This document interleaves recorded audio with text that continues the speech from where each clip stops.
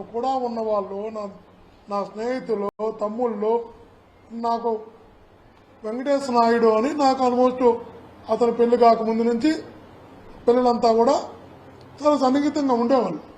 హైదరాబాద్కి ఎప్పుడు పోయినా కూడా వచ్చి నాతో పాటు గడిపేవాళ్ళు. ఎక్కడ బయట పోతానంటే కూడా చాలా చక్కగా అందరం కూడా తిరిగేవాళ్ళు. వాళ్ళకి మాకు ఏ రకమైన వ్యాపార సంబంధాలు ఉండవు, ఏ రకమైన ట్రాన్సాక్షన్స్ ఉండవు. మీ అందరితో కూడా చాలా మందితో నాకు సన్నిహిత సంబంధాలు ఉంటాయి. సన్నిహిత సంబంధాలు ఎప్పుడు కూడా తప్పు కూడా కాదు. ఈరోజు ఆ వెంకటేశ్వర నాయుడు అనే వ్యక్తి హైదరాబాద్కు పోతే నాతో సన్నిహితంగా ఉంటాడని అతని శ్రీమతిని ఇద్దరిని తీసుకెళ్లి 2 రోజులుగా టార్చర్ చేస్తున్నారు సిట్ ఆఫీసులో. నేను నిన్నే చెప్పా, బాబు ఏమి లేని దాని గురించి, ఏ తప్పు చేయని దాని గురించి, ఏ సంబంధం లేని దాని గురించి మీకేదైనా నన్ను ఇబ్బంది పెడితే, నన్ను జైల్లో పెడితే, నా మీద కేసు పెడితే మీకు సంతృప్తి కలుగుతుందంటే ఖచ్చితంగా చేయండి. ఎవరినంటే వాళ్ళని చిన్న చిన్న ప్రాణాలను ఇబ్బంది పెట్టొద్దని నిన్న చెప్పా. ఇప్పుడు కూడా చెప్తున్నా, మీరు ఏదైనా మీ తృప్తి కోసమో, మిమ్మల్ని మీకున్నటువంటి ఇతరులను తృప్తిపరచడం కోసమో మీరు ఏదైనా చేయాలంటే ఖచ్చితంగా చేయండి. ఫేస్ చేస్తాం. న్యాయం ఉంది, న్యాయస్థానం ఉంది. న్యాయస్థానంలోకి వెళ్ళి న్యాయం కోరుకుంటాం, న్యాయం జరుగుతుంది. కానీ మీరేం చేస్తున్నారు? అమాయకులను తీసుకెళ్లి, ఏ సంబంధంలో తీసుకెళ్లి నాతో సన్నిహితంగా ఉంటారన్న ఒకే ఒక ఆలోచనతో తీసుకెళ్లి 2 రోజులుగా సిట్ ఆఫీసులో పెట్టి టార్చర్ చేస్తున్నారు. కొంచెం బెదిరిస్తారంట, కొంచెం ఆఫర్ ఇస్తారంట. సో నాకు అర్థం కూడా బెదిరింపులు ఎలా ఉంటాయంటే, లోపలేసి తోముతాం, జైల్లో ఉంటాం, జైల్లో పెడతాం. ఈ కేసుతో నీకు సంబంధం లేకపోవచ్చు, ఈ లెక్కర్ కేసుతో సంబంధం నువ్వు కానీ సంతకం పెట్టకపోతే నా దగ్గర కొన్ని 100 కేసులు ఐవాల్ ఇన్వెస్టిగేషన్లో ఉన్నాయి, వాటిలో నీ పేరు కలుపుతాం, శాశ్వతంగా ఏదో ఒక దీంట్లో పెట్టి జైల్లో పెడతాం, నిన్ను బయటికి రాని. ఒకవైపు ఏమో అలా బెదిరిస్తారంట, మళ్ళా వస్తారంట, నీకెందుకు గవర్నమెంట్తో మాట్లాడి నీకు వర్క్లు ఇప్పిస్తాం, నీకేమైనా డబ్బులు కావాలంటే గవర్నమెంట్తో మాట్లాడి డబ్బులు ఇప్పిస్తాం, నీకేదైనా కావాలంటే చెప్పు గవర్నమెంట్తో మాట్లాడి గవర్నమెంట్లో నీ చెప్పి అరేంజ్ చేస్తాం అని ఒక పక్క ప్రలోభ పెడతారు, ఒక పక్క బెదిరిస్తారు. అతను చెప్తున్నది నాకు ఏ సంబంధం లేనటువంటి దాన్ని, ఎక్కడా ఇన్వాల్వ్ కానటువంటి దాన్ని మీరు ఇలా తీసుకొచ్చి కొంచెం బెదిరిస్తున్నారు, కొంచెంసేపు ఆశ పెడుతున్నారు, ఇన్ని రకాల ప్రయోగాలు చేస్తున్నారే. ఇది ధర్మమా అని అతను అడిగినప్పుడు బల్లలేసి దబ్బా దబ్బా నా కొల్లా శ్రీనివాస్ అనే అతను బల్లలను దబ్బా దబ్బా కొడుతున్నాడంట, అరుస్తున్నాడంట, రచ్చ చేస్తున్నాడంట. సంతకం పెడతావా పెట్టవా, లెక్కర్ కేసుతో చెవిరెడ్డికి సంబంధం ఉందని. ఎందుకు బాబు నీకు తప్పనే అంది శ్రీనివాస్ గారు? నువ్వు ఒక ఆఫీసర్, నువ్వు ఒక సీనియర్ ఆఫీసర్, నీ తప్పనేంది, నీ తాపత్రయం ఏంది, నీ బాధ ఏంది, నువ్వు చివరికి నీ గోల్ ఏంటి, నువ్వు సాధించాలనుకుంటున్నది ఏంటి? అట్లా అమాయకులను, ఏమీ తెలియని వాళ్ళని బెదిరించి, భయపెట్టి, బల్లలు కొట్టి, అరిసి, రచ్చ చేసి చివరికి నువ్వేం సాధించాలనుకుంటున్నావు? తప్పుడు కేసులు పెట్టి, అమాయకులను భయపెట్టి, బెదిరించి, తప్పు కదా. నీకు విచక్షణ ఉందా కొంచెమైనా? నీ ఎథిక్స్ ఏమనిపిస్తున్నాయి? కనీసం మానవీయ విలువలు అనేది ఎక్కడైనా కనబడుతున్నాయా? ఒక మనిషిగా ఆలోచిస్తున్నావా? కనీసం ఒక మనిషిగా కనీస పరిజ్ఞానంతో ఆలోచిస్తే, మానవత్వంతో ఆలోచిస్తే సామాన్యులను అలా బెదిరిస్తావా, భయపెడతావా, బల్లలు కొడతావా, అబ్యూజివ్ లాంగ్వేజ్ మాట్లాడతావా? ఎక్కడికి వెళ్తున్నావు కొల్లి శ్రీనివాస్ గారు? మీకు అందుకైనా మీరు చదువుకున్నది, అందుకైనా 9 ఉద్యోగంలోకి వచ్చింది. తప్పుడు కేసులు పెట్టి సంతోషించడానికే. ఎక్కడికి వెళుతున్నారో అర్థం కావడం లేదు శ్రీనివాస్ గారు. ఈరోజు చెప్తున్నా మళ్ళా కూడా నీకు, బాబు నీకు ఎందుకు ఇంత తపన? నీకైతే నిజంగా వాళ్ళందరినీ ఇబ్బంది పెట్టాలనుకుంటున్నది నన్ను అరెస్ట్ చేయడానికైతే నన్ను అరెస్ట్ చేసుకోండి, నీకు ఇబ్బంది లేదు అంటున్నాను కదా. మీరు ఆలోచించండి, మీరు ఎక్కడికి వెళ్తున్నారో ఆలోచించండి. ఇవన్నీ మిమ్మల్ని వెంటాడవా అని అడుగుతున్నా. కనీసం నీ చుట్టూ ఉన్నటువంటి వాళ్ళు నీతో చిట్లో ఉన్నటువంటి వాళ్ళు, నీతో ఉన్నటువంటి సిబ్బంది కూడా నువ్వు మాట్లాడుతున్న మాటలు, నువ్వు వ్యవహరిస్తున్న తీరు చూసి అసహించుకుంటున్నారని విషయం గుర్తించుకో. వాళ్ళే చెప్తున్నారంటే చాలా మంది బయటకు వచ్చి చిట్లో నుంచి వచ్చి, సార్ అసలు మా కొల్లి శ్రీనివాస్ గారు మాట్లాడుతున్న మాటలు, అతను పెడుతున్న ఒత్తిడి, అమాయకులు అతను పెడుతున్నటువంటి టార్చర్ మాకే కన్నీళ్ళు వస్తున్నాయి సార్ అని వాళ్ళే బయటకు వచ్చి చెప్తున్నారంటే ఎంతగా నీ చుట్టూ ఉన్న సిబ్బంది కూడా నీ మాటలను అసహించుకుంటున్నారన్న విషయాన్ని ఒక్కసారి గమనించు.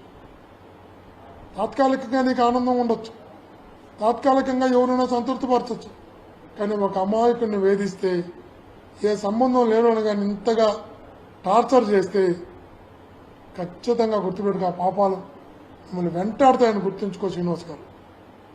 నిజంగా చెప్తున్నా, ఈ పాపాలు అయితే వెంటాడుతాయి మిమ్మల్ని. మీకు నిజంగా అంతా కోరుకుంటే రండి, చేసుకోండి. ధర్మం ఉంది, న్యాయం ఉంది. నా వైపు ఖచ్చితంగా ధర్మం న్యాయం నిలబడతాయి. క్లీన్గా ఉండా మళ్ళా చెప్తున్నా, క్లీన్గా ఉండా ఖచ్చితంగా తప్పుడు కేసులతో ఇబ్బంది పెట్టాలనుకుంటే ఎదుర్కోవడానికి సిద్ధంగా ఉన్నా. ఇప్పుడు కూడా విజ్ఞప్తి చేస్తున్నా, అమాయకులను, చిన్న చిన్న ప్రాణాలను మానసికంగా, శారీరకంగా వేధించి చంపేయకండి మహాత్ములారా, మహానుభావులారా. ఇది మంచి పద్ధతి కాదు, ఇది సంస్కారం కాదు, సభ్యత కాదు. వాస్తవాన్ని చెప్పిస్తే అర్థం ఉంది, కానీ ఒక అబద్ధాన్ని చెప్పించి ఇరికించి తప్పుడు కేసులు పెట్టాలన్నటువంటి మీ ఆలోచన మంచిది కాదు. మీ చుట్టూ ఉన్నటువంటి మీ సిబ్బందే మీరు మాట్లాడుతున్న మాటలు, మీరు వ్యవహరిస్తున్న తీరుని అసహించుకుంటున్నారు అంటే మీరొక్కసారి మీ క్యారెక్టర్ గురించి ఆలోచించుకోండి. ఇది మంచిది పద్ధతి కాదు అని, ఇది భవిష్యత్తులో మంచిది కాదు అని ఇప్పటికైనా మనిషిగా ఆలోచించమని, ఒక అధికారిగా విలువలతో కూడినటువంటి వ్యవహార శైలి ఉంచుకోమని మీ ద్వారా మరలా విజ్ఞప్తి చేస్తున్నాను.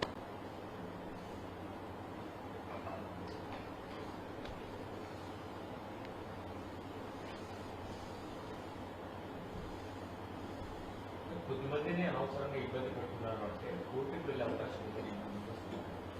మీరు కాకుండా కొంత అధికారులు ఇబ్బంది పెట్టడం, లేదంటే పనిచేసిన వాళ్ళు ఇబ్బంది పెడుతున్నారు.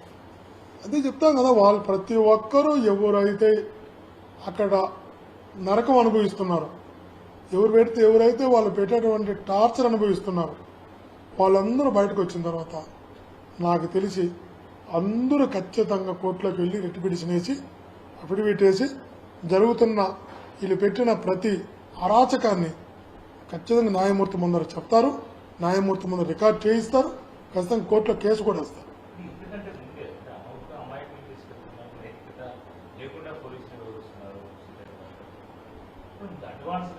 మీరు చెప్పింది కంటే నైతికత లేకుండా పోలీసులు వ్యవహరించడం వల్లనే ఈ సమస్యలు వస్తున్నాయి. అలా నైతికత లేకుండా మానవీయ విలువలు వదిలిపెట్టి మంచి చెడ్డ చూడకుండా ఎవరినో సంతృప్తిపరచడం కోసం, లేదు వీళ్ళు సంతృప్తిపడడం కోసం, లేదు వీళ్ళు పోస్టింగ్లు నిలబెట్టుకోవడం కోసం వీళ్ళు చేస్తున్నటువంటి ఆ కృషి ఖచ్చితంగా న్యాయస్థానాల దృష్టికి ఇప్పుడు వెళ్తాయి, రేపు వెళ్తాయి, భవిష్యత్తులో కూడా వెళతాయి. దాని ప్రభావం చాలా పరివేశాను. భవిష్యత్తులో కూడా ఆ రోజు ఇంతకు అనేక రెట్లు వీళ్ళు కూడా ఈ పెయిన్ అనుభవిస్తారు. ఆ రోజు ఖచ్చితంగా వస్తుంది కూడా. ఆ వచ్చి తీరుతుంది, అంత దాకా తెచ్చుకోవద్దని విజ్ఞప్తి చేస్తున్నాం.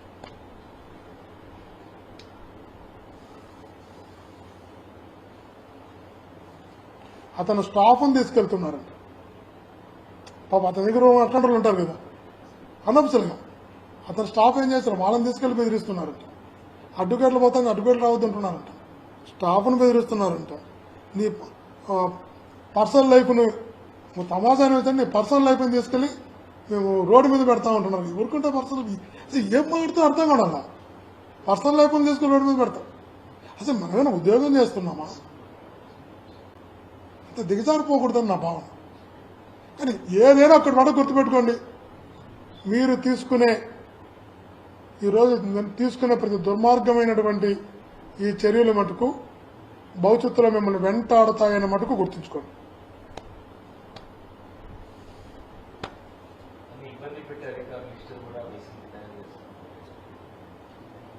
బాధితులు తయారు చేసుకుంటారు కదా, అందుకే వైఎస్ఆర్సీపీ ఏం తయారు చేసే అవసరం లేదు. ఇప్పుడు తప్పు చేసినోడు తప్పు చేశాను కాబట్టి శిక్ష అనుభవించాలా, జరిగింది అనుకోవచ్చు. ఏ తప్పు చేయని ఎవరిని నిన్నైనా కూడా నా చేత అధికారం ఉందనో నా చేత పవర్ ఉందనో నిన్ను కానీ ఇబ్బంది పెడితే నీ పక్కన మర్చిపోవచ్చు, నువ్వు నీ కుటుంబం మర్చిపోదు కదా. ఇన్ని ఆ రోజు గుర్తుకొస్తాయి. అతనే అటువంటి వాళ్ళు చాలా మంది ఉంటారు బాధ్యత. కాబట్టి ఎవరు మర్చిపోరు. అంతకన్నా మించి నేచర్ మర్చిపోదు కదా. మనుషులకైతే పక్కన పెట్టు, నేచర్ సుప్రీం, నేచర్ మర్చిపోదు. కాబట్టి నిన్న చెప్పినా ఈరోజు చెప్తున్నా, తప్పుడు కేసులు పెట్టి బలవంతం పెట్టి భయపెట్టి ప్రలోభాలు పెట్టి అన్ని రకాల ప్రయోగాలు చేసి ఒక మనిషిని శారీరకంగా మానసికంగా నరకం చూపించి మీరేం సాధిస్తారో ఇప్పటికైతే నాకు అర్థం కావట్లేదు. వాస్తవం ఉంటే విచారించవచ్చు, వాస్తవం ఉంటే వాస్తవాన్ని రాయొచ్చు, తప్పు కాదు. నేను ఆ గిరి అనే కానిస్టేబుల్కి 5 రోజులు, ఒక కానిస్టేబుల్ 5 రోజులు విచారణ చేసినంత ఏముంటుంది కానిస్టేబుల్కి? ఒక చిన్న కానిస్టేబుల్ 5 రోజులు. ఈరోజు ఒక హైదరాబాద్లో ఉన్నటువంటి వాళ్ళని భార్యాభర్తలు ఇద్దరు, చిన్న బిడ్డ కూడా 2 రోజులు ఇచ్చి ఆఫీసులో. మంచిది కాదు. ఇది సమాజము అంగీకరించదు, ప్రజలు అంగీకరించరు. అంతకన్నా మించే ప్రకృతి కూడా మీ చర్యలను అంగీకరించదన్న విషయాన్ని మనం గుర్తుంచుకోమని మరలా తెలియజేస్తాం.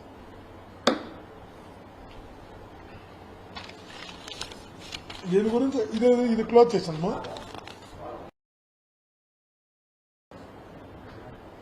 ఇప్పుడు కానీ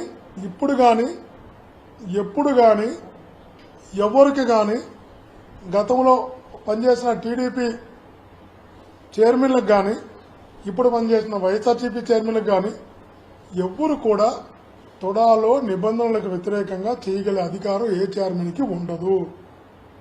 ఏ చైర్మన్ కూడా నిబంధనలకు వ్యతిరేకంగా చేయడానికి వీలు పడదు. ఎందుకంటే తుడా చైర్మన్కి ఏ రకమైనటువంటి కార్యనిర్వహణక అధికారాలు ఉండవు. తుడా చైర్మన్ ఏ ఫైల్ మీద సంతకం పెట్టేది ఉండదు. తుడాలో ఏదైనా నిర్ణయం తీసుకుంటే తుడా అథారిటీ తీసుకోవాలి. తుడా అథారిటీలో ఎవరెవరు ఉంటారు అంటే కలెక్టర్ గారు ఉంటారు, డైరెక్టర్ ఆఫ్ టౌన్ ప్లానింగ్ ఉంటారు, డీటీసీపీ ఉంటారు, ఫైనాన్స్ సెక్రటరీ ఉంటారు, తుడా వీసీ ఉంటారు. 5 మంది తుడా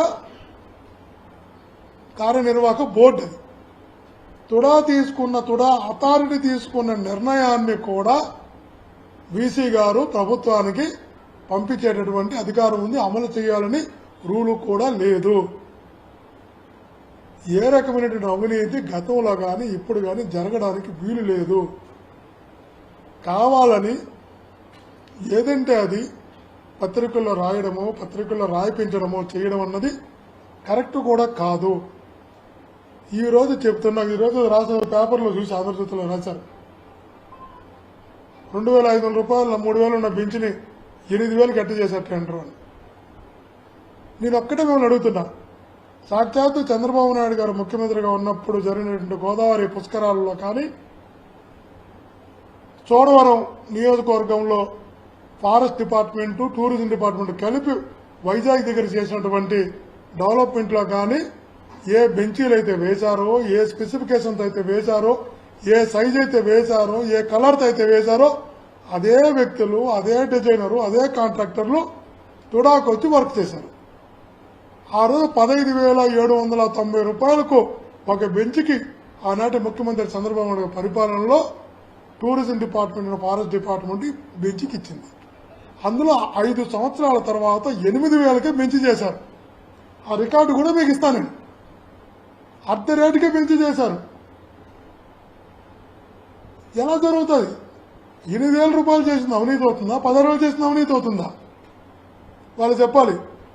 చంద్రగిరి నియోజకవర్గంలో విపరీతమైన వర్కులు పెట్టారు, చంద్రగిరి నియోజకవర్గానికే ఎక్కువ పనులు పెట్టండి. ఎస్, చంద్రగిరి నియోజకవర్గంలో పెట్టిన మాట నిజం, పెడితే నా బాధ్యత అది.